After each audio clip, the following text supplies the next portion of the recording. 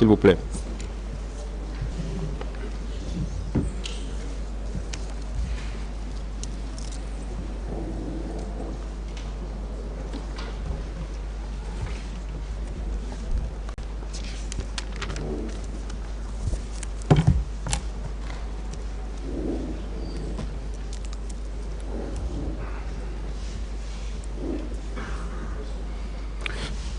La défense a la parole pour la suite de ces questions. Merci, Monsieur le Président.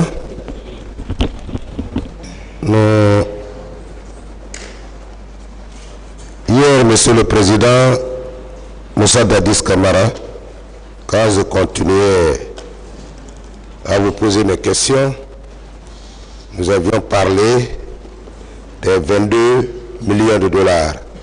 Vous l'avez répondu. Donc ce matin, on ne parlera plus de ça. Et nous avons reçu communication d'un nombre de pièces par les avocats de Diakité Toumba.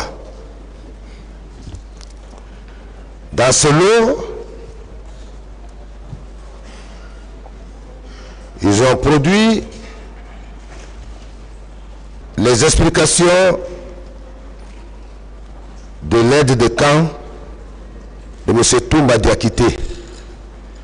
Moi, je voudrais savoir, est-ce qu'un aide de camp a droit encore à un autre aide de camp? Étant l'aide de camp du président de la République, est-ce que vous avez droit d'avoir un aide de camp et un gestionnaire du salon de l'aide de camp? Ça dépend de la personne, sinon à ce que je cherche. Et je dis, ça dépend de la personne, sinon officiellement, c'est pas ça. Ils ont produit un document qu'ils ont appelé DPS Guinée sur Facebook. Ils ont pris le document sur Facebook. Une dépêche qui concerne la personne de l'adjudant Nabi Issa Touré, qui aurait accordé une interview. Il a commencé par se présenter en disant « Adjudant-chef Nabi Issa Touré, je suis adjudant-chef Nabi Issa Touré dit Bankolé, commando chinois, ex-garde du commandant Toumba Diakité. » C'est pourquoi je vous ai posé la question là. Parce qu'à mon avis, un aide de camp n'a pas droit à un autre aide de camp. Et vous l'avez répondu. Ce document n'a aucun rapport avec les événements du 28 septembre. Parce que véritablement, à notre avis, le contenu parle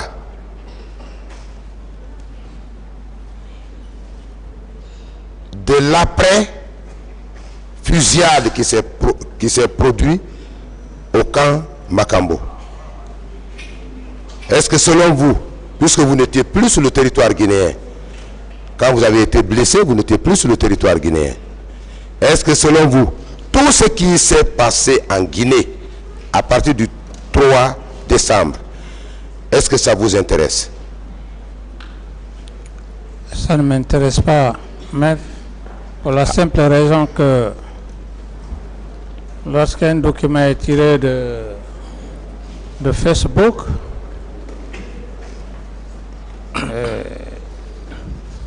à ma connaissance, je n'accorde pas de l'importance, j'accorde de l'importance par rapport à la justice, l'instruction, les juges d'instruction. Merci, Monsieur le Président. Je voudrais vous poser une question par rapport à la gestion des corps. On a entendu à cette barre qu'il y aurait eu une fosse septique. Est-ce que depuis le début de ce procès jusqu'à maintenant, on vous a donné l'immatriculation d'un camion qui aurait donné ses corps à une fosse commune? Non, maître. Je crois que ça n'a jamais été prouvé ici. On vous a même dit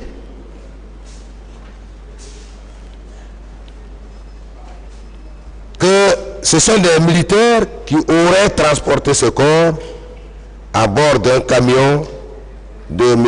KPC.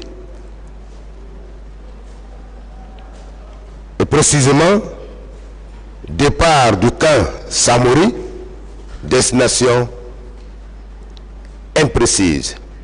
Monsieur le Président, est-ce qu'il était de votre mission de vous occuper de ce corps, vous, Président de la République, au moment des faits? Non, maître.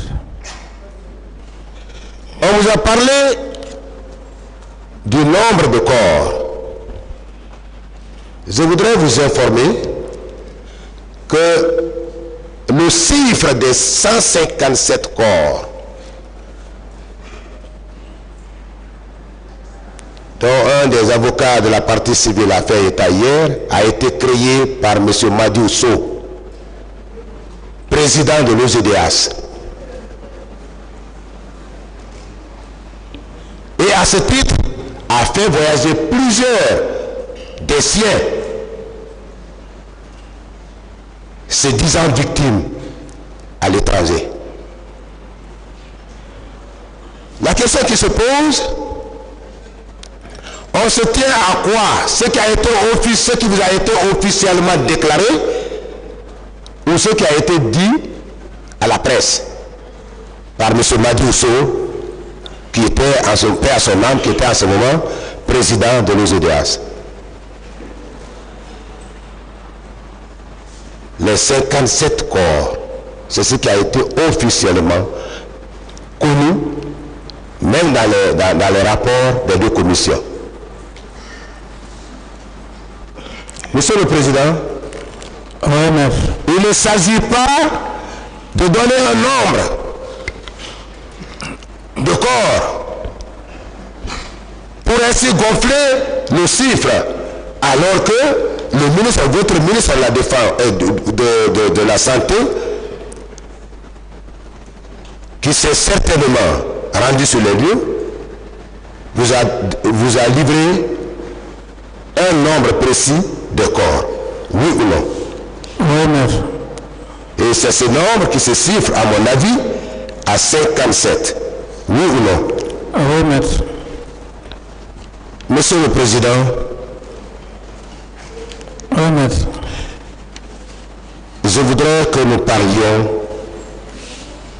des efforts que vous avez fournis après les événements du 28 septembre. Vous avez effectivement fourni de l'effort en créant deux commissions ou en prenant l'initiative de la création de deux commissions, à savoir la Commission nationale indépendante et la Commission internationale indépendante. Oui ou non? Oui, maître. Ces commissions créées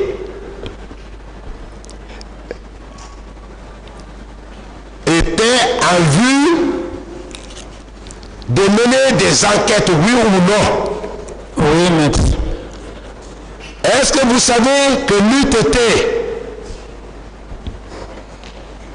le travail de ces deux commissions, nous serions là aujourd'hui? Ce sont les procès-verbaux de ces deux commissions qui ont été produits et versés au dossier. Est-ce que vous le savez? Non, maître. Alors, je vous l'apprends. Les deux procès-verbaux sont là. Monsieur le Président, Oui, maître. on vous dit que vous avez la Commission nationale d'enquête. Les Guinéens n'avaient pas confiance à la Commission nationale d'enquête. Ils sont allés jusqu'à préciser en vous disant que les Guinéens victimes des événements du 28 septembre refusait de se présenter à cette commission. Est-ce que cela est votre faute? Non, maître. Est-ce que si vous n'aviez pas la volonté d'éclairer et d'entreprendre une poursuite judiciaire, vous auriez créé cette commission? Non, maître.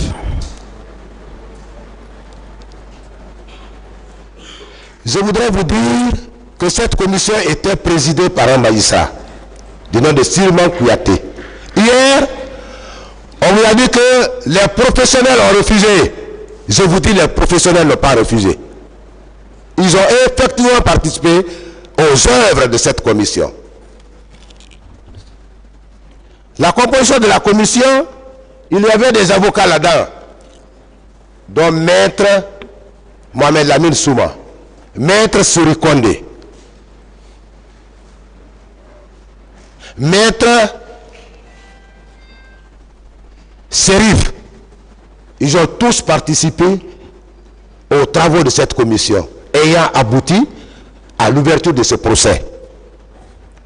Monsieur le Président, Oui, maître. est-ce que vous ne pensez pas qu'il s'agit de l'anathème qu'on voulait bien perpétrer sur votre personne? Oui, maître. On vous a dit pourquoi la police n'a pas travaillé. Est-ce que vous savez bien que vous n'aviez pas besoin d'informer un procureur ou un OPJ d'ouvrir une telle enquête s'il y avait lieu, étant donné que c'est leur mission? Dès la commission d'une infraction, on n'a pas besoin de les interpeller à l'effet de procéder à l'ouverture d'une enquête. Vous le savez? Non, maître. En tant que professionnel de droit, je vous l'apprends. Monsieur le Président, je vous l'apprends.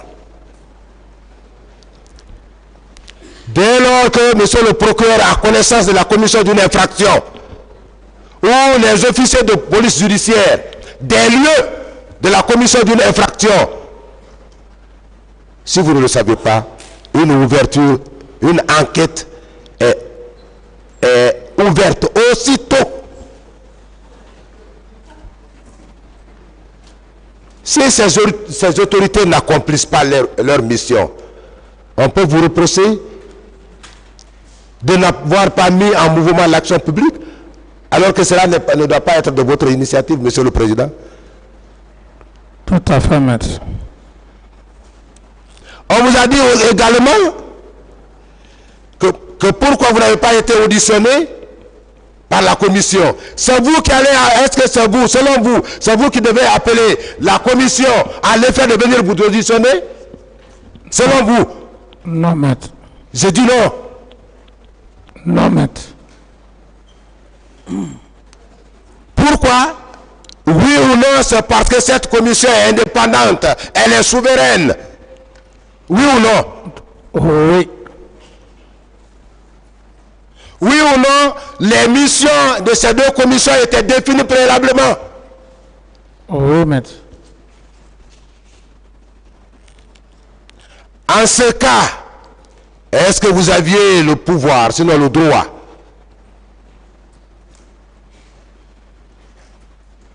de faire une injonction à ces deux commissions que vous avez bien voulu indépendantes? Tout à fait, maître.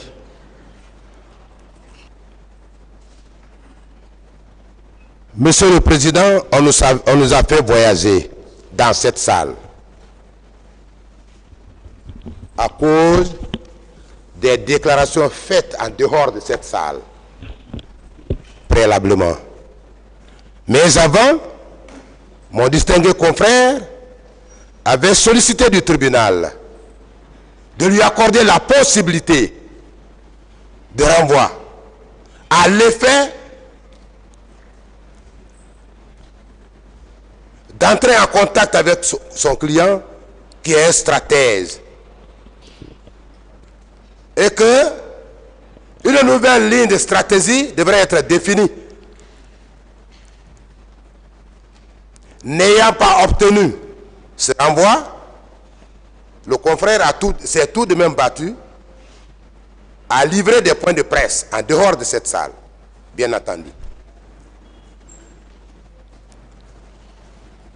Et le contenu de cette déclaration faite à la presse guinéenne et étrangère était que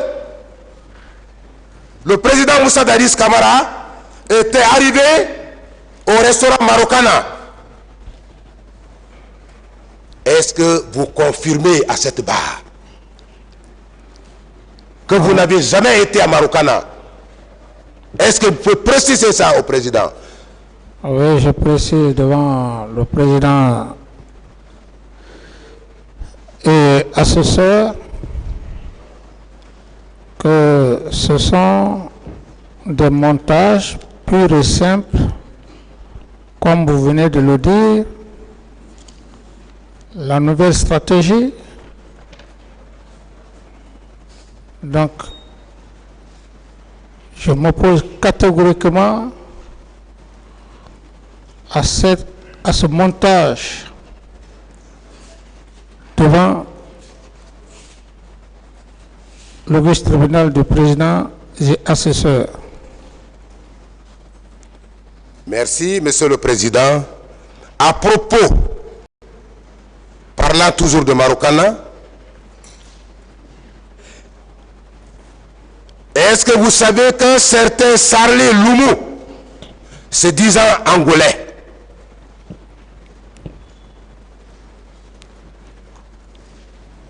a fait une déclaration comme pour dire qu'il était un de vos agents secrets? Est-ce que vous l'avez appris? Oui, maître, je l'ai appris. J'ai répondu que c'est un inconnu vulgaire, un imposteur, que je n'accorde pas de l'importance. S'il vous plaît, ce terme, évitez ce terme. S'il vous plaît. Monsieur le Ce sont Président, des montages, maître. on peut continuer? Allez-y. Ce sont des montages. Parfait. Je vais vous lire un passage. Il y a un prétendu procès verbal de transcription. Je dis bien un prétendu procès verbal de transcription. Dans la tentative de vous créer des ennuis,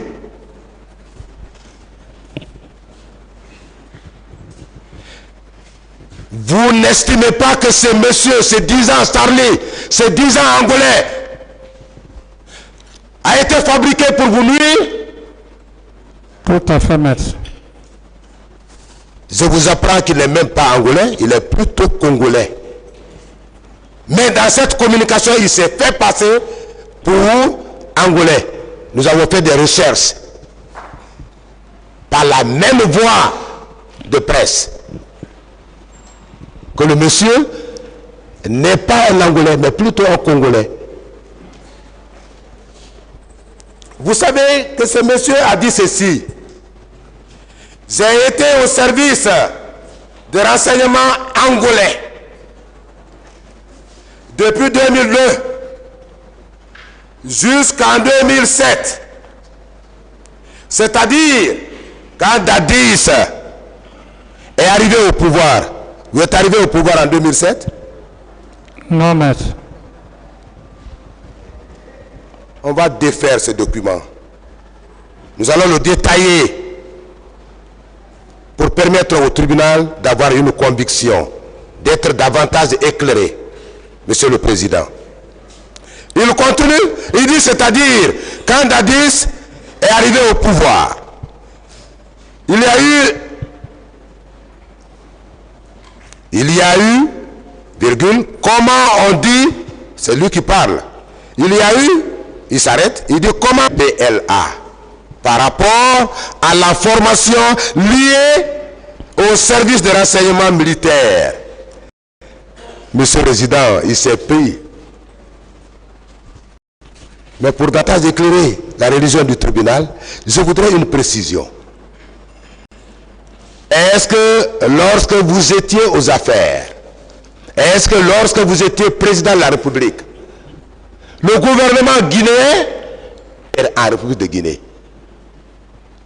À ma connaissance, non, maître. À votre connaissance, non. Non. Vous estimez qu'il s'agit d'un montage, puisque c'est non. Tout à fait. Monsieur le Président, il ne s'est pas arrêté là.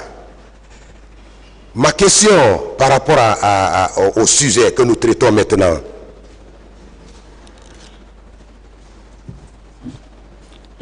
Lorsque votre contradicteur n'a pas baissé les bras, vous ne devez pas baisser les vôtres. Vous devez aller jusqu'au bout dans votre défense. Monsieur le Président Moussa Dadis Camara. Pourquoi ce monsieur a-t-il attendu depuis l'an 2008, non, du moins 9, il y a de cela, si je ne me trompais, près de 14 à 15 ans. Pourquoi s'est-il abstenu? Pourquoi n'avait pas fait une telle déclaration avant la tenue de ce procès? Sauf quand les gens sont en difficulté de rapporter des preuves, des faits articulés contre vous, qu'une telle déclaration va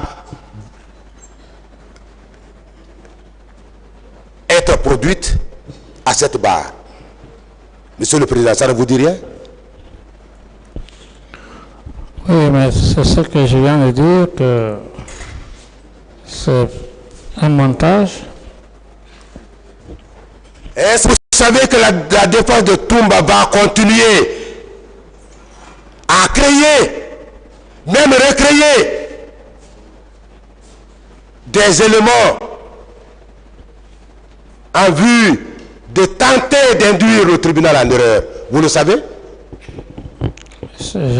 J'en suis conscient de ça. Mais pas ce tribunal est vigilant. Je vous l'apprends. Monsieur le Président, est-ce qu'un seul accord, puisqu'ils ont pris soin de prendre un huissier à l'effet de dresser ce prétendu procès verbal de transcription, est-ce qu'ils ont produit au débat ici l'accord dont s'agit? Non, maître. Est-ce que vous ne pensez pas que pour ce seul chef d'ailleurs, qui me semble fondé, Monsieur le Président Dadis, ils ne se sont pas fait piéger? Tout à fait. Ils n'ont pas mis à nu le manque de preuves chez eux? Tout à fait. Lorsque deux États font un accord, deux États font un accord, oui ou non, cet accord doit être contenu dans un écrit. Tout à fait. Est-ce que selon vous, si cet accord a effectivement été réalisé, les éminents confrères qui assurent la défense de M. Toumba Diakité ne l'auraient pas produit? Tout à fait. Ils auraient produit pour asseoir la conviction du tribunal par rapport au contenu de leur prétendu procès verbal de transcription. Oui ou non, monsieur le Président Dadis? Oui. Ne l'ayant pas fait, selon vous, oui ou non, il s'agit d'un montage? Tout à fait, maître. Oui ou non, le même complot qui vous a fait évincer du pouvoir persiste encore? Oui, maître. Oui ou non, les mêmes comploteurs sont en train d'organiser et de poursuivre la réalisation de leur forfaiture, Monsieur le Président. Oui, maître. Mon distingué confrère, Maître Dina Sampil, a fait un détail hier par rapport aux deux États, notamment l'État angolais et l'État guinéen.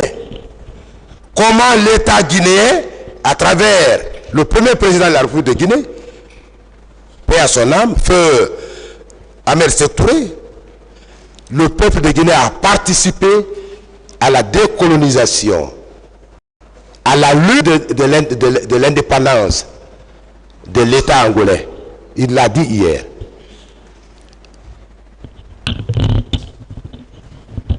Il l'a dit hier. Est-ce que selon vous, qu'est-ce que la Guinée a envié à un État comme Angola, à l'effet de venir former ses agents secrets? Ça n'a jamais existé, maître. Pour vous dire que c'était dans une intention nuisible, dans une intention destructive, que le nommé Sarli a soutenu, que vous n'avez jamais été à la présidence. Dans son écrit, il dit que vous n'avez jamais été à la présidence. Il va jusqu'à dire que vous n'avez jamais dormi, vous n'avez jamais passé la nuit à la présidence. Il va jusqu'à dire que ce jour-là, tout ça pour jeter l'anathème sur vous. Que ce jour-là, le président Dani est sorti avec lui et que c'est Granco qui le conduisait, qui était au volant et qui vous conduisait. Je veux savoir si Granco vous a conduit le 28 septembre. Celui qui est censé être à Manéa, Monsieur le Président. Je ne sais pas si vous m'avez compris. Bien. Je voudrais savoir si cela était possible. Quelqu'un qui était à Manéa, s'il pouvait vous conduire ce jour, étant à Conakry, pour arriver à Marokana. Maître, vous avez besoin de développer. C'est très intéressant pour asseoir la conviction du tribunal, Monsieur le Président. Vous savez, maître, comme je l'ai dit devant le tribunal,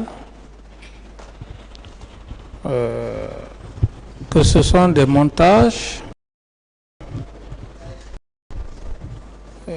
Vous-même, vous l'aviez dit, la nouvelle stratégie consiste à faire croire au tribunal que les documents qui viennent de produire, c'est effectivement vrai, alors que ce n'est pas vrai. Et je dis une seule chose. Si c'était réel, après plus de 12 ans, j'estime que l'exposé de leur client, Aboubakar Toumba, aurait dit clairement, aurait donné des précisions. Mais c'est après tout, et j'ai bien, si j'ai bonne mémoire, il aurait dit après 72 heures. Ce sont des montages, maître, purement et simplement. Et comme vous le dites, la stratégie continue. Mais j'ai la ferme conviction, sachant que ce sont le tribunal, ce sont des personnes morales, professionnelles, ça ne m'inquiète pas. C'est pourquoi je dis que c'est un non-événement. Parce qu'on n'a pas affaire à un tribunal qu'on peut lui faire croire ce qui n'est pas réel. Ça ne me fait ni froid ni chaud. Parce que j'ai la conviction que personne ne peut occulter l'intelligence et la pertinence de cet auguste tribunal. Quelles que soient les belles phrases de Voltaire ou je ne sais quoi, j'ai la conviction. Ce sont des professionnels. Ça ne me fait ni froid ni chaud, maître. Merci, Monsieur le Président. Continuant, le monsieur le nommé Sarli, continuant dans sa narration, va jusqu'à dire qu'ils étaient logés à l'hôtel et que ce grand con qui était parti les chercher à l'aéroport pour les amener à l'hôtel. Vous vous rendez compte comment ce gros Grand-co ne m'a jamais conduit. Grand-co ne m'a jamais conduit. Et, maître, je ne veux pas trop retenir les explications. Et je me dis que je risque certainement de donner des expressions déplacées devant la cour. C'est pour cette raison que j'ai dit que c'est un non-événement pour moi, parce que ce n'est pas fondé et cet auguste tribunal est professionnel. Quel que soit le talent, je défie quiconque dans cette salle qui ne pourront pas faire croire ce qui n'est pas réel au fait réel. Aller jusqu'à rentrer dans les détails, mais je n'ai pas d'autres commentaires à faire par rapport à ça, maître. Merci, merci Monsieur le Président. Par rapport à la question, je voudrais revenir à une des questions posées par mon confrère, un des confrères de la partie civile, portant sur l'irrationnel, notamment le fétichisme.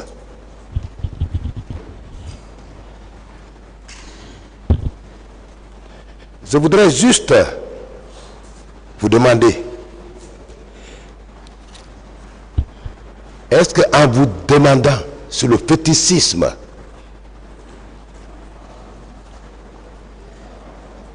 cela a un rapport avec les faits poursuivis? Maître, je crois qu'à ce niveau, l'objectif recherché par rapport à toutes ces calomnies, ces diffamations, c'est juste le motif de dénigrement. Ça n'a aucun rapport par rapport aux faits pour lesquels je suis devant le tribunal. L'objectif recherché, ternir mon image, me dénigrer, mais seul Dieu, quand on se décide de porter préjudice à une personne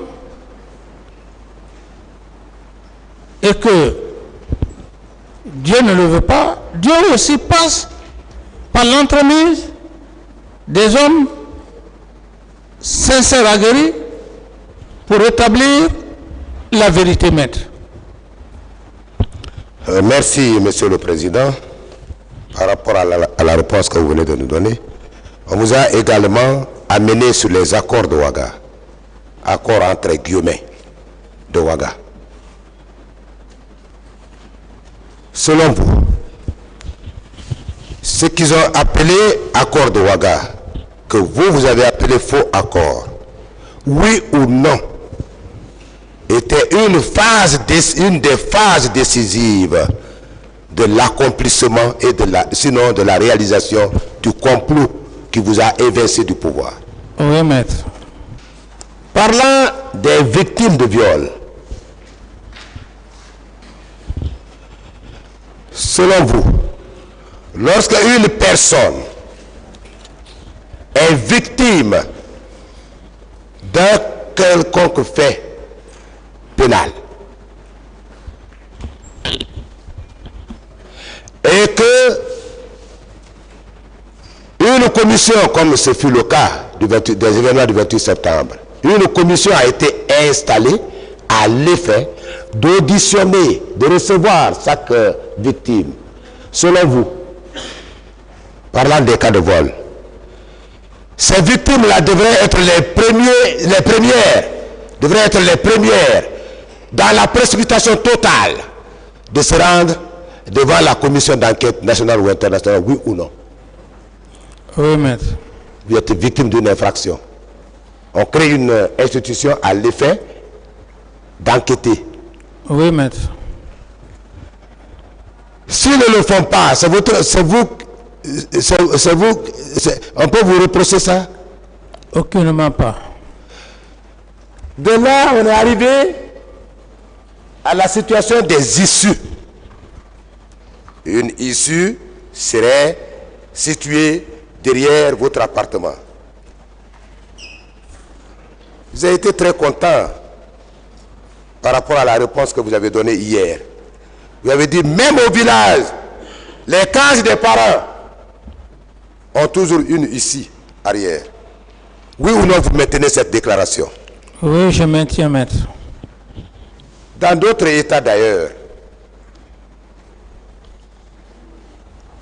un président de la République n'est pas n'importe qui. Il ne peut pas être logé dans une maison où il n'y a pas d'issue, de plusieurs issues d'ailleurs. Même dans nos bureaux, il n'y a pas d'issue arrière. Dans les bureaux. Oui, tout est possible, maître. Même le bâtiment, moi mon bâtiment, il y a issue arrière. C'est concret, maître. À moins que ce soit un mauvais architecte. Sinon, si on est vraiment un bon architecte, il faut toujours avoir l'issue de secours. Oui ou non? Oui, maître. Qu'est-ce que l'issue là a à voir dans ce procès, selon vous? Avoir une issue arrière, cette issue arrière est constituée d'une infraction? Est-ce que c'est un crime? Est-ce que c'est un délit? Est-ce que c'est une contravention? Oui ou non, il ne s'agit pas d'une infraction. Une issue n'est pas constitutive d'une infraction. Oui ou non? Oui, ce n'est pas une infraction. Monsieur le Président, je termine en vous demandant de faire une précision par rapport à une situation. Par rapport à une situation. Je voudrais que vous précisiez à l'attention du tribunal qui a besoin d'être convaincu. Le tribunal qui a besoin d'être convaincu que vous n'êtes pour rien à ce procès. Vous n'avez aucune responsabilité pénale dans ce procès. Je voudrais que vous précisiez ça à l'attention du tribunal qui a besoin d'être convaincu sur votre situation pénale. Oui, mais comme je l'ai dit,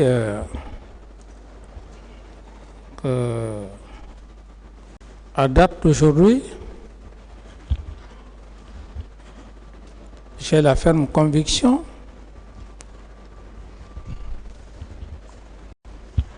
qu'en termes pénalement, tout ce que les gens sont en train de dire, j'ai la conviction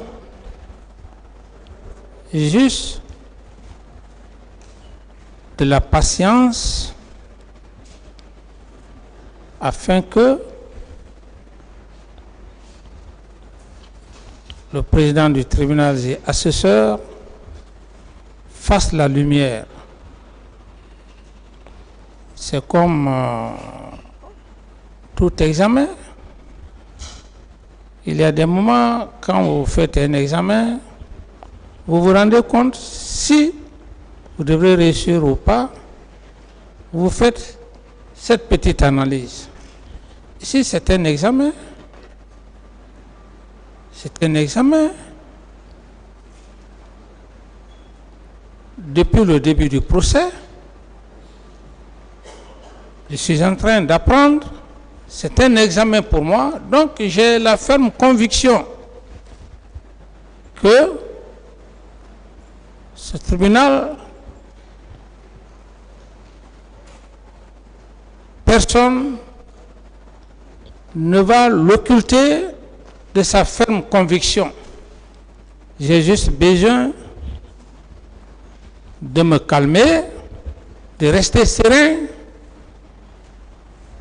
et c'est tout ce que j'ai besoin. Maître. Très bien, Monsieur le Président. Est-ce que vous pouvez conclure en ces termes? Si vous pouvez conclure en ces termes. Monsieur le Président, distingué assesseur, je ne suis pour rien par rapport aux événements du 28 septembre. Deuxièmement, je ne suis pour rien, je n'ai jamais donné l'ordre à aucun militaire, à aucun citoyen de se rendre au stade du 28 septembre, où vous n'étiez d'ailleurs pas conviés. C'est deuxième. Troisièmement, Monsieur le Président, j'ai besoin de votre clémence. Monsieur le Président, j'ai besoin que justice soit faite. Je vous remercie, Monsieur le Président. Est-ce que vous pouvez conclure comme ça, à la pension du tribunal? Oui, comme je l'ai dit, maître, que j'ai la ferme conviction que je suis devant l'honorable président et assesseur pour la manifestation de la vérité et que consciencieusement je n'ai donné aucun ordre à qui que ce soit. Encore mieux, personne ne m'a vu donner des ordres. Si c'était le cas, mon seul plus grand adversaire, si je peux me le permettre, c'est M. Aboubakar Diakité Toumba, qui aurait dit clairement devant le président, et je me rappelle, le premier jour que le président a eu à poser la question, je n'oublie pas. Qui vous a envoyé au stade? Quand les gens pensent qu'on est là, qu'on ne retient pas, j'ai la plénitude et je rends grâce à Dieu. Il a dit clairement devant Monsieur le Président et assesseur que ce n'est pas le président de la transition à l'époque, M. Camara, qui m'aurait envoyé au stade, et encore plus loin, qu'il n'a vu M. Camara, il n'a pas vu M. Camara donner des ordres à qui que ce soit. Partant de ce fait, maître, et comme je l'avais dit, parce que il nous semble que nous ne connaissons pas réellement les rouillages du tribunal, j'avais fait un chemin, maître, j'avais fait un chemin croyant que j'étais aussi un peu pénaliste, mais je fus recadré. Mon chemin consistait que je reste dans le cadre, les faits pour lesquels je suis devant le tribunal, complicité. Mais par la sagacité de l'auguste tribunal, je fus recadré. Autrement dit, dans un autre sens, si j'ai voulu rester dans le cadre stricto sensu, ils m'ont fait comprendre que M. Camara, ce n'est pas pour avoir des éléments. Le concept dans lequel vous avancez pour dire que de parler d'auteur et de co-auteur, non. Nous sommes là pour la recherche de la vérité. Donc, ce n'est plutôt cette position, mais plutôt l'autocensure. Ça veut dire qu'on peut prendre toutes les questions afin que leur religion soit éclairée. D'autres questions? Merci, Monsieur le Président, Monsieur les assesseurs. Monsieur Camara. Oui, maître. Je ne vais pas prendre tellement de votre temps. Je vois que vous avez l'air un peu fatigué. Mais on va parler. Je n'ai pas compris, maître. Je dis, je ne vais pas prendre tellement de temps avec vous. Parce que je vois que vous êtes un petit peu fatigué. Mais on va revenir sur 3 choses essentiellement. La première chose, c'est ceci. On va parler de votre supposée sortie de votre bureau le 28 septembre 2009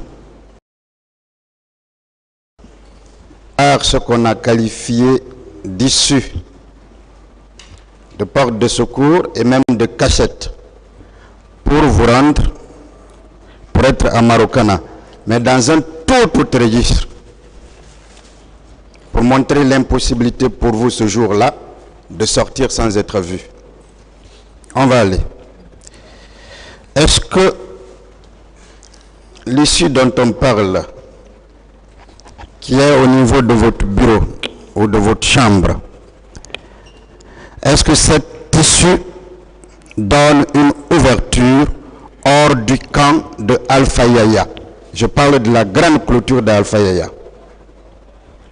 Cette issue, non, maître, cette issue, si on doit sortir par cette issue, on ne peut pas survoler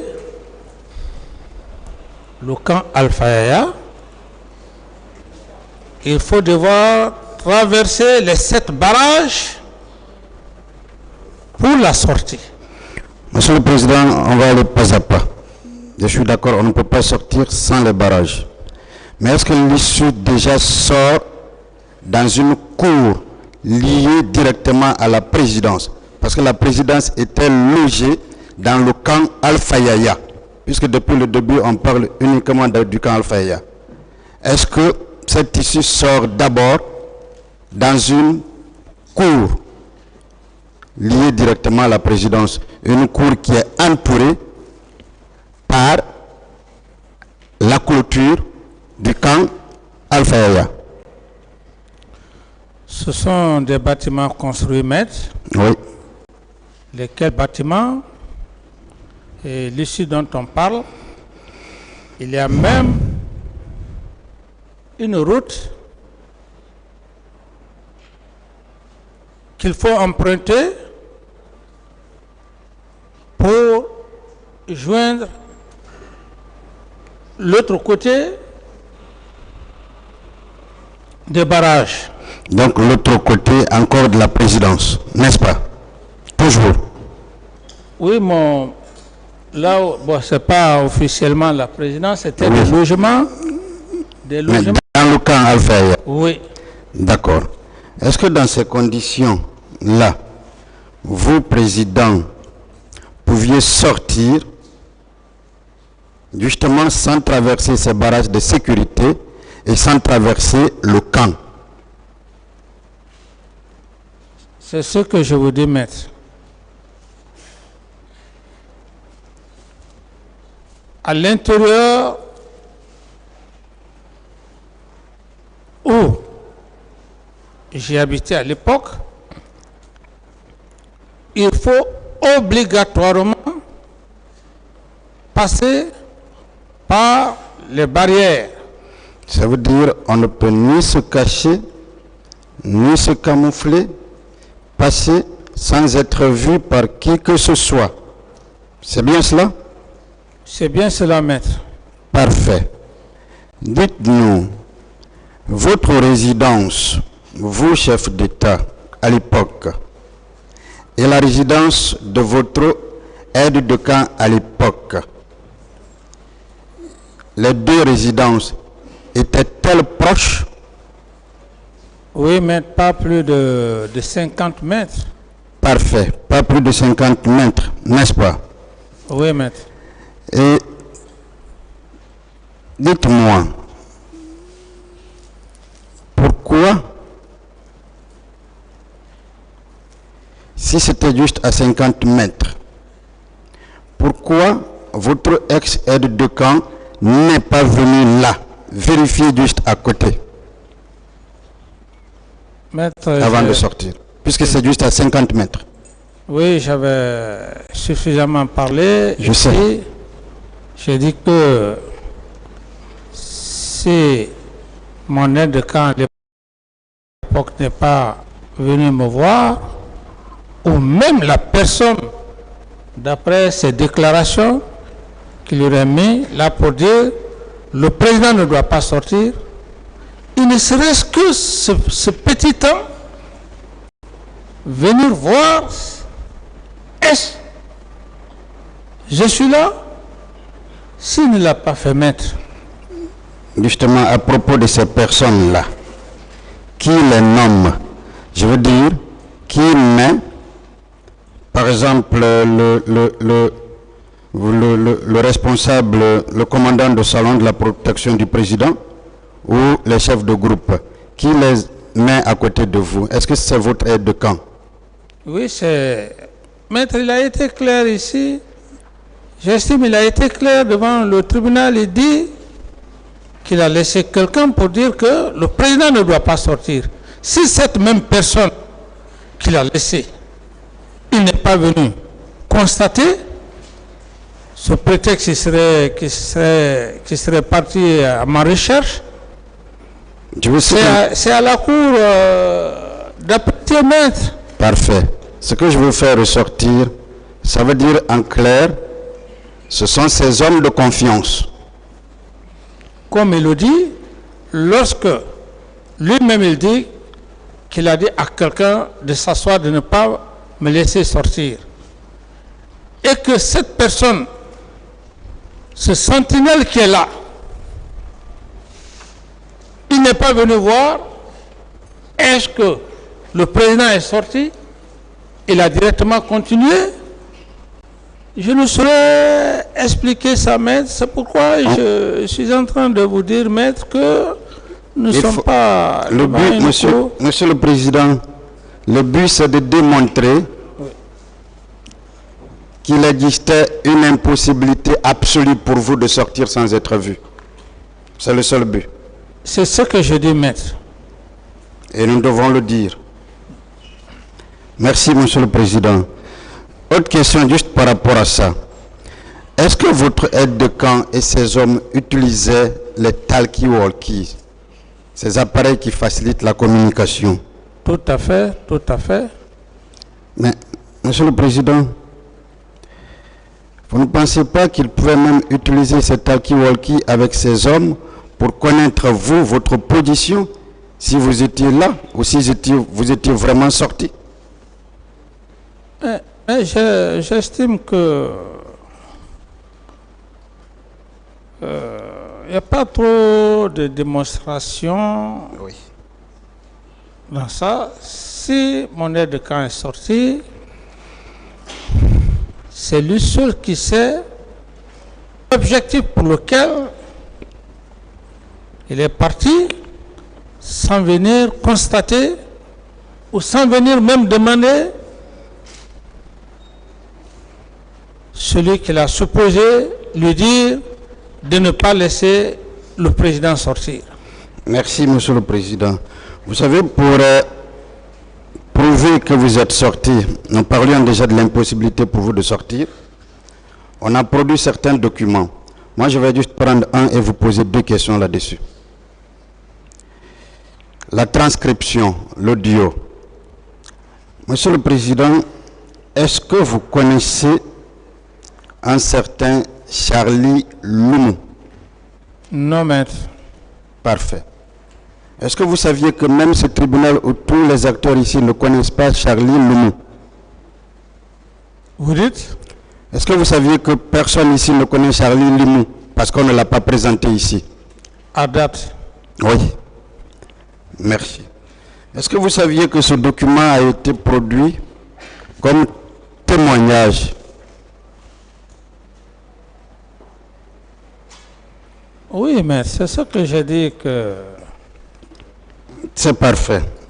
Monsieur le Président, vous savez ce qu'on appelle le témoignage? Non. Je vais vous dire en droit. C'est le récit ou la relation de ce qu'une personne fait des circonstances de la commission d'une infraction. Vous ne voyez pas à partir de cette définition, ça signifie, la première chose, c'est que le témoin doit avoir une identité connue, c'est-à-dire nom, prénom, date et lieu de naissance, domicile, tous les attributs liés à la personnalité. Est-ce que vous saviez que le témoin a également pour obligation comparaître, déposer et être sincère, et que personne n'a jamais comparu ici?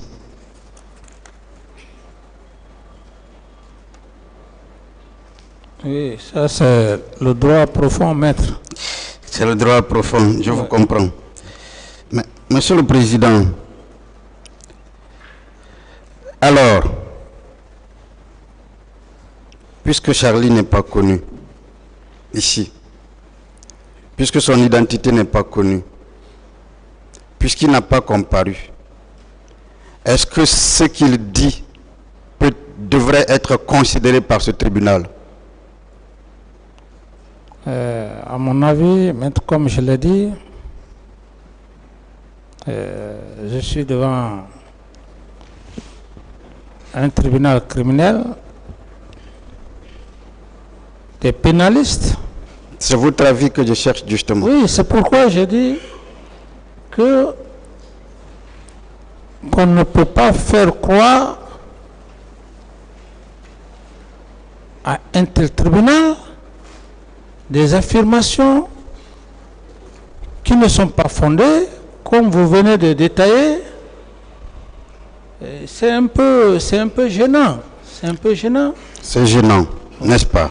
D'ailleurs, est-ce que quelque chose peut nous faire comprendre ici que la personne derrière cet audio est appelée effectivement Charlie Limou?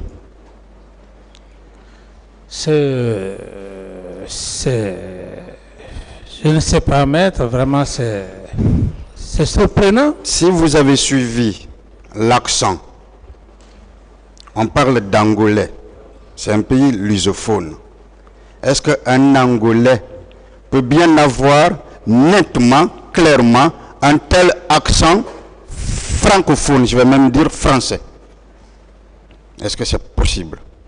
Maître, j'ai résumé ici devant le tribunal que tous les moyens sont possibles,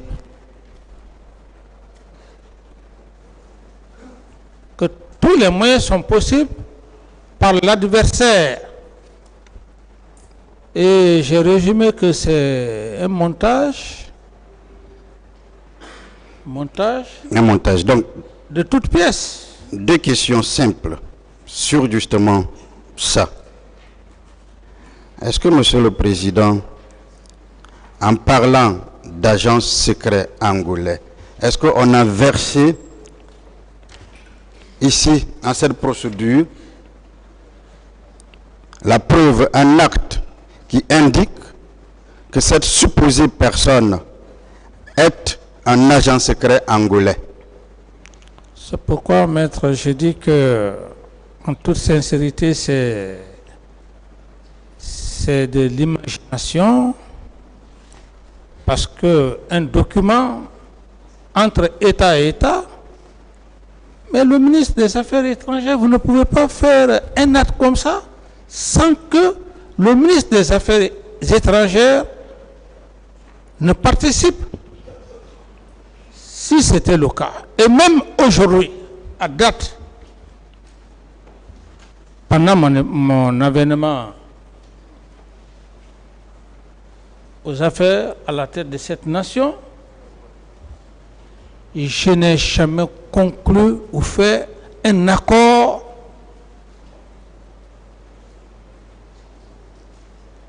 dans ce sens avec la République sœur d'Angola. Si on avait eu, on aurait vu le contrat. C'est ce que vous voulez dire. Mais le contrat n'existe pas. C'est un montage, maître. D'accord. Monsieur le Président, venons encore-en à un élément important. Est-ce que vous vous rappelez que quand on vous inculpait, on avait mis devant l'article 28 du statut de Rome qui institue la responsabilité pénale de commandement, disons des chefs militaires. Vous vous rappelez? Oui, je me rappelle. Parfait. Mais est-ce que vous vous rappelez qu'après toute la bataille menée devant le cabinet d'instruction, il y a eu une requalification des faits? Et cette fois, on vous poursuit pour complicité et autres. Oui, maître. Ne voyez-vous pas que la seule ordonnance de renvoi qui saisit ce tribunal criminel, indépendamment de ce que tous peuvent dire, est la preuve éloquente que vous n'avez jamais donné ni d'instruction, ni d'ordre? Cette ordonnance de renvoi qui saisit ce tribunal criminel, est-ce que ce n'est pas cela la preuve éloquente, l'ordonnance en elle-même? Oui, maître, une preuve éloquente, ce n'est pas le jour même l'ouverture du procès. Si c'est le greffier qui a fait lecture ici, le greffier a été clair avant l'entame même du procès. Monsieur le Président Dadis, alors, avant de conclure, je voudrais que vous acceptiez qu'on parle de choses qui n'ont peut-être pas été dites concernant Koundara, qui n'ont jamais été dites ici. Est-ce que vous êtes allé au camp Koundara armé? Parce qu'on a parlé de légitime défense. Non. Vous n'êtes jamais allé là armé, n'est-ce pas? Oui. Est-ce que vous êtes allé là-bas? Qui conduisait ce jour-là d'ailleurs? Vous dites? Qui conduisait ce jour-là? Moi-même. C'était vous-même? Oui. Est-ce que vous êtes allé au camp Koundara avec le même dispositif sécuritaire qui avait l'habitude de vous accompagner? Beaucoup de véhicules, beaucoup de militaires. Non, parce que à l'époque, puisque les gardes connaissaient mon programme, je travaillais la nuit, dans la journée, et les gens allaient vaquer à leur affaire. Et ceux qui m'ont accompagné, je ne peux pas retenir exactement le nom, mais il y avait beaucoup d'absents. Parfait. Quand vous êtes alors entré, vous êtes allé vers votre aide de camp, c'est bien cela? Oui. Est-ce que les mêmes civilités, le même respect à un chef d'État vous ont été montrés ce jour-là? Je n'ai pas bien compris la question, maître. Est-ce que les mêmes civilités, quand vous allez, on fait le garde à vous, tout le monde s'arrête? Est-ce que cela a été fait ce jour-là? Non, cela n'a pas été fait ce jour. Parfait. Par quel mot vous vous êtes adressé à votre aide de camp, puisqu'on prétend faire comprendre que vous êtes allé l'arrêter? Non, c'est comme tout homme, c'était mon petit. C'était mon petit. C'est qu'on vient de vous dire, votre petit est en train de tirer à la gendarmerie et que les gens hésitant ou peut-être de lui faire du mal, parce qu'en lui faisant du mal, ça m'aurait fait mal. C'est dans ce contexte qu'ils sont venus m'informer. Et pour moi, voilà, c'est mon petit. Je n'ai même pas cherché à réfléchir. J'ai dit, je vais partir. Ce qu'il est en train de faire, c'est pas bon. Je vais venir avec lui au camp. C'est cette idée qui m'est venue. Que vous aviez. Parce que si quelqu'un devrait faire du mal à votre petit, ça vous ferait mal. Oui. N'est-ce pas? D'accord. Mais ce jour-là, est-ce qu'il vous a demandé de vous diriger dans un bureau?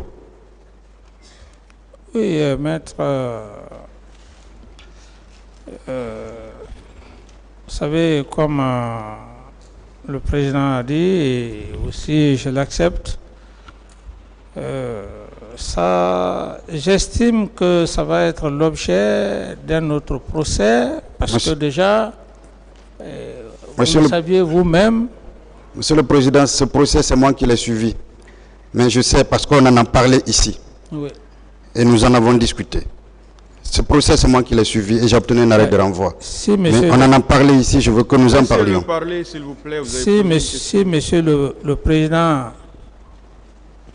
me permet, me donne l'autorisation, comme ça, je peux aussi essayer de répondre quelques questions, parce que je ne voudrais pas essayer de répondre. Le tribunal vous a déjà dit vos droits. Vous connaissez déjà vos droits, M. Camara. D'accord. Oui, posez vos questions alors. On peut? Oui, comme monsieur le Président. D'accord.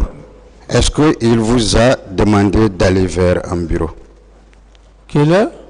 Est-ce que ce jour, votre aide de camp a demandé que vous rentriez dans un bureau? Oui, d'abord quand je suis arrivé,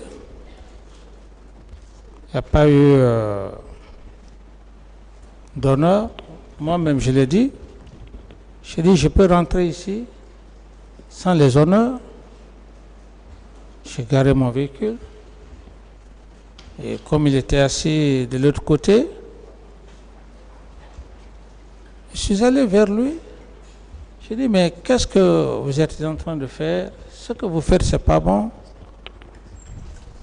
C'est dans ce contexte qu'on est resté. Père à feu Joseph Makambo, il n'était même pas dans le cortège. C'est quand il a appris que je me dirigeais vers Kondara qu'il est venu. À peine que j'étais avec Toumba, en train de lui dire les remarques, ce qu'il est en train de faire. En toute sincérité, je n'ai pas besoin de mentir sur cet homme. Et la façon qu'il portait son béret, et puisque dans l'armée, le port du béret, c'est un règlement, c'est là où j'ai dit que, mais comment vous portez le béret? C'est tout ce qui m'est cher. Je voulais arranger le béret. Le béret était dans une telle position. Le béret est tombé. Mais quand cela s'est passé, il a repris son béret. J'ai dit, lève-toi, on va aller au camp. Alphaya, ce que vous êtes en train de faire, c'est pas bon. Au même moment, je vois une discussion qui tramait derrière moi. Et je retourne. Qui je vois? Je vois Père l'âme de feu Joseph Makambo arrêté. Il avait pris la main de feu Bégré, qui avait un pistolet, comme les gens le aiment dire couramment. J'ai dit, qu'est-ce qui se passe? Il me dit, non, monsieur le président, vous ne pouvez pas échanger avec Toumba, et que lui, il sort le revolver. Alors, quand j'ai compris, j'ai eu un réflexe. J'ai eu un réflexe. C'est là où on parle de Dieu. J'ai eu un réflexe. J'ai dit non, j'ai dit laisse-le, s'il veut faire quelque chose. J'ai banalisé. Donc, les deux étaient arrêtés, c'est vrai. Toumba s'est levé, il n'a pas réagi, en toute sincérité. Je le dis devant Dieu. On a commencé à aller. La seule chose qu'il m'a dit, il m'a dit, Monsieur le Président, vous savez que je suis votre petit sûr. J'ai dit, allons-y au camp. À peine qu'on arrivait juste au bureau de Feu Bégré, il me dit, on va rentrer au bureau. J'ai dit, non. J'ai dit, je ne peux pas rentrer dans un tel bureau. J'ai dit, allons au camp. On marchait. Vous savez, quand vous marchez avec une personne, dès que la personne s'arrête, vous vous rendez compte. Dès que j'ai constaté qu'il s'est arrêté, j'ai tourné la tête. Ce fut un coup de feu. Pas plus de 2 mètres. Et comme je le dis, quand ça s'est passé, quand Feu Joseph Makambo a vu ça, c'est en ce moment qu'il est venu, parce qu'il a compris que j'étais à terre et que le tir a été effectué. Mais dans tout ça, je ne pouvais pas, comment dirais-je, me retrouver. C'est juste le jeune Mansaré qui est venu. Il me dit, Monsieur le Président, j'ai répondu. Il me dit, je vais te sauver. Je jure sur l'honneur. Je ne sais même pas comment ce jeune m'a extirpé pour m'envoyer à quelques 30 mètres de là où les événements se passaient. Pendant ce temps, Feu Joseph Makambo était en train de lutter avec son équipe. Ceux qui sont venus m'accompagner, c'est après que j'ai compris. Dans les explications, ils n'ont pas réagi. La seule chose que j'ai dit, c'est pourquoi je remercie Dieu, on ne me transporte pas plus de 30 mètres. J'ai eu un réflexe. C'est tout ce qui me cherche. J'ai dit, envoyez-moi au camp Samori. C'est le seul mot que j'ai dit, les Mansarés qui étaient à côté de moi. Sinon, un homme, qu'on tire le temps de te prendre, de t'envoyer quelque part, si ce n'est pas l'effet de Dieu, et ce réflexe, c'était quoi? Je me suis dit, si je reste ici, et qu'ils viennent lancer des grenades, c'est ce qui fut fait. Je ne sais même pas comment le cheminement a été fait. Le camp Samori, des soins, et puis l'hélico est venu me transporter à la base aérienne. De la base aérienne, je suis venu dans un véhicule et moi-même, j'ai marché pour rentrer dans mon bureau. Ça veut dire quoi, maître? Quand Dieu te sauve d'une situation, il ne faut pas mentir. Il ne faut pas mentir. Si tu mens, Dieu même va te maudire. Parce que ce jour, ce n'était pas ma force. Et je crois que c'est par rapport à cette lutte, il s'était déjà rendu compte que pour moi, il était fini. Et pendant qu'ils étaient en train de lutter, c'est en ce moment, effectivement, qu'on m'a transporté. Donc, je dis que c'est un problème de destin. C'est pourquoi un confrère a dit ici, que vous parlez, je dis, je n'ai peur d'aucun homme, je n'ai peur que de Dieu. Si je suis là aujourd'hui devant cet auguste tribunal, même à l'instant où je suis là, il y a des moments quand je réfléchis, je trouve irréalisable si ce n'est pas un fait de Dieu. D'autres questions? Vous savez pourquoi je parle de ça? Parce qu'on a parlé de légitime défense. Si je vous entends bien, ça veut dire que Feu Joseph Makambo est intervenu alors qu'on avait déjà tiré sur vous. Entre Dieu et moi. Parce que ce garçon Il était très fidèle. Et il aurait même dit un jour à sa famille que là où le président va mourir, je vais mourir. Entre Dieu et moi. Parce que si je suis devant l'auguste tribunal, devant le peuple de Guinée, je ne dois pas mentir. Si je mens, c'est Dieu même qui va me maudire. Une autre question. Ça veut dire que, puisque vous parlez de Mansaré, ça veut dire que ce n'est pas le nommé Marcel qui vous a sauvé, comme il a dit ici publiquement. C'est plutôt, c'est Raphaël. Mais le jeune Mansaré, c'est le jeune Mansaré qui est venu parce qu'il avait, il a eu une formation au Maroc à l'époque. C'était par rapport à la garde rapprochée. D'autres questions? Dites-moi, quel dernier mot vous aviez dit à Toumba, à votre aide de camp, quand il a tiré sur vous? Le seul dernier mot que j'ai pu lui dire, quand il a tiré, j'ai dit, Toumba, tu peux me trahir?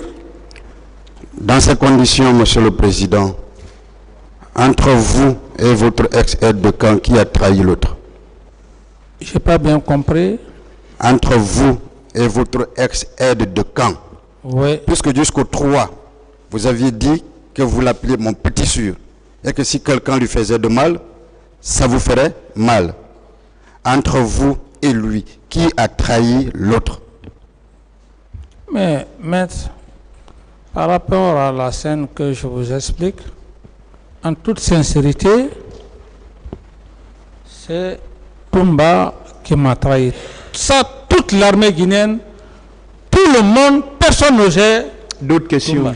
Une dernière question, Monsieur le Président, et vous n'êtes pas obligé de la répondre, parce que souvent vous avez des difficultés. Une dernière question à ce propos. Est-ce qu'on vous a dit comment Makambo a été tué?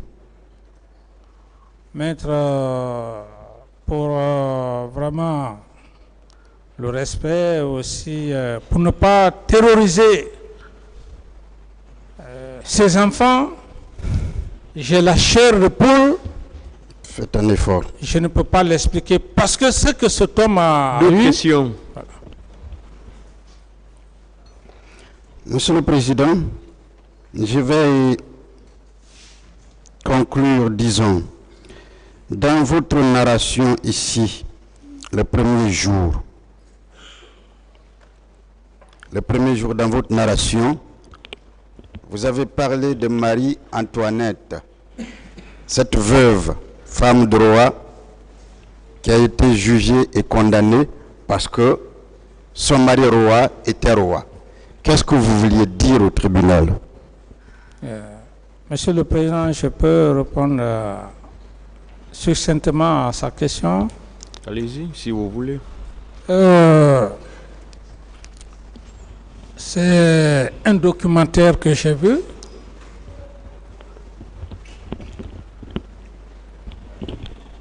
La reine Marie-Antoinette, ça c'était bien avant la Révolution française. En ce moment, le droit pénal... Avec la permission du président, je veux juste savoir qu'est-ce que vous avez voulu insinuer, faire comprendre en parlant de Marie-Antoinette. Vous aviez déjà raconté l'histoire le premier jour. J'ai voulu faire comprendre au tribunal que c'est parce que Marie-Antoinette était la femme du roi, ou complicité ou bien trahison, qu'elle fut passée à la guillotine. Autrement dit, c'est parce que je fus président qu'on veut faire croire devant le tribunal et au peuple de Guinée et à toute l'humanité que ce qui s'est passé au 28 septembre, je suis responsable. J'ai essayé de faire comme adresse parallèle. Est-ce que la même raison que vous avez voulu faire passer le même jour en parlant également de le sorte, ce blanc qui a été condamné, jugé condamné, juste parce qu'il était blanc, alors qu'il n'était pas le seul blanc d'Europe. Oui, les Turcs, lorsqu'on l'a mené à la guillotine, il a dit, est-ce les Turcs est le seul blanc en Europe? Encore toujours pour dire, est-ce tous les chefs d'État qui passent, qui viennent au pouvoir, est-ce à des moments donnés, dans des situations, c'est parce qu'ils sont chefs d'État que tout ce qui s'est passé, qu'on peut les responsabiliser? C'est l'idée que je voulais donner parce que ce sont alors, succinctement, concrètement, oui. Vous voulez faire comprendre ici que c'est uniquement parce que vous étiez président à l'époque des faits qu'on est en train de vous juger, et que si on entrait en condamnation contre vous, ce n'est pas parce que vous aviez commis les faits pour lesquels vous êtes poursuivi ici, mais c'est uniquement parce que vous étiez le chef de l'État à l'époque des faits. Est-ce que c'est ce que vous voulez faire comprendre? C'est ce que je veux faire comprendre, maître. Si je suis condamné, sauf que je n'y pense pas, si cela se passait, c'est parce que simplement je fus président, mais pas parce que je serai condamné et qu'il y a des actes pénaux. Alors, être chef d'État ou président n'est pas une infraction en soi. Dernière question peut-être, Monsieur le Président. C'est le 15e jour que vous êtes ici.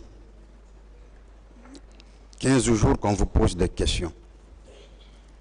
Est-ce que vous pensez qu'au vu de tout ce qui s'est passé, vous avez réussi à date à sortir victorieux, je dis bien victorieux, de cet interrogatoire auquel vous avez été soumis pendant ces 15 jours? Oui, maître, je me dis que je rends d'abord grâce à Dieu parce que personne ne pouvait imaginer que je pouvais tenir pendant plus de 15 jours avec la plénitude de toutes mes facultés morales, mentales et intellectuelles, et qu'à date d'aujourd'hui, le tribunal, monsieur le président et assesseur, aucune preuve tangible de tout ce que nous venons de faire jusqu'à maintenant, 14 jours, personne n'a déclaré devant le président et assesseur au vu, parce que nous sommes médiatisés, au vu de tout le monde entier, qu'aucun des accusés n'est venu dire ici à monsieur le président et monsieur le procureur et substitut que monsieur Camara a été complice avec moi. Ça c'est un. Personne encore n'a dit que je l'ai envoyé au stade et que je lui aurais donné des ordres. Et M. Touma, de par sa franchise aussi, je puisse le dire ainsi, il a dit clairement devant M. le Président et assesseur que ce n'est pas M. Camara qui m'a envoyé au stade. Je n'ai vu personne, je n'ai pas vu M. Camara donner des instructions à qui que ce soit. Contrairement à ce que tout le monde pensait, et même les Guinéens, même la presse internationale. M. Camara a envoyé son aide de camp, ils ont massacré au stade, mais quand Dieu est pour tout le monde, je me dis, où je suis, ce que je dois dire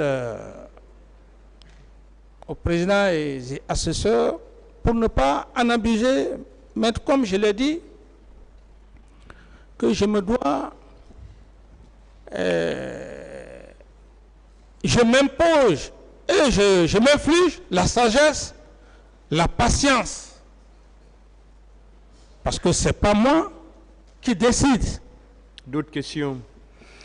Monsieur le Président, Je sors victorieux.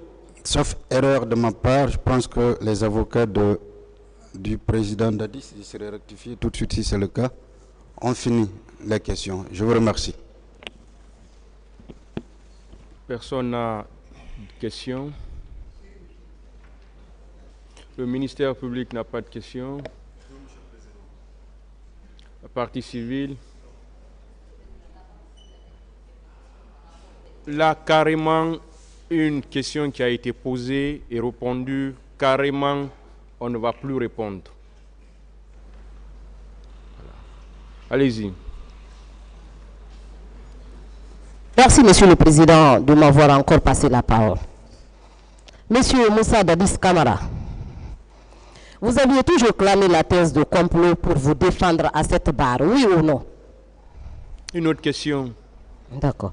Pourquoi aviez-vous rejeté les pièces produites par un avocat de la défense qui venait vous reconforter dans votre défense?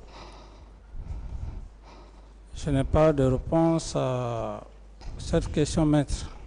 De quoi alors vous avez eu peur lorsque vous lui avez vu venir avec ces pièces? Oui, accepter cette hypothèse, j'en ai suffisamment parlé pendant plus de 15 jours. Maître, je ne saurais répondre vraiment à cette question. Vous êtes libre de ne pas répondre, Monsieur le Président. Vous aviez également affirmé à cette barre que la déclaration de M. Bernard Kouchner, je cite, « Ce n'est pas M. Bernard Kouchner qui est venu au stade pour connaître ces massacres. » Vous maintenez cette déclaration? Je ne réponds pas à cette question.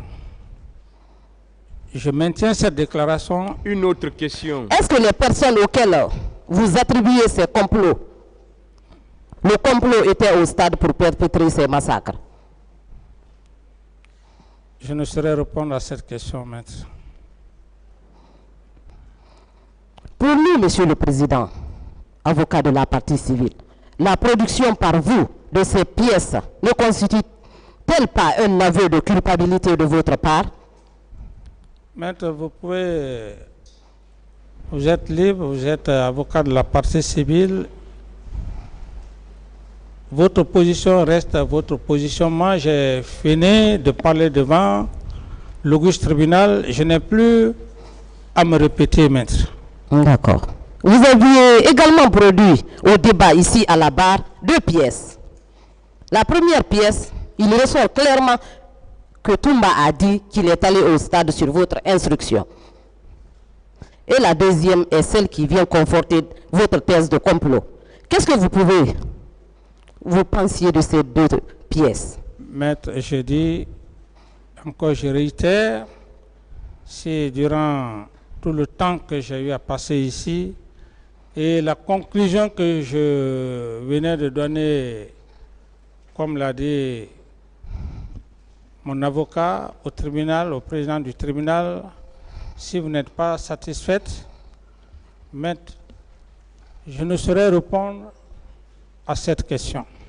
Je poursuis. Il y a des sources concordantes qui disent que vous étiez aux environs du stade le 28 septembre 2009.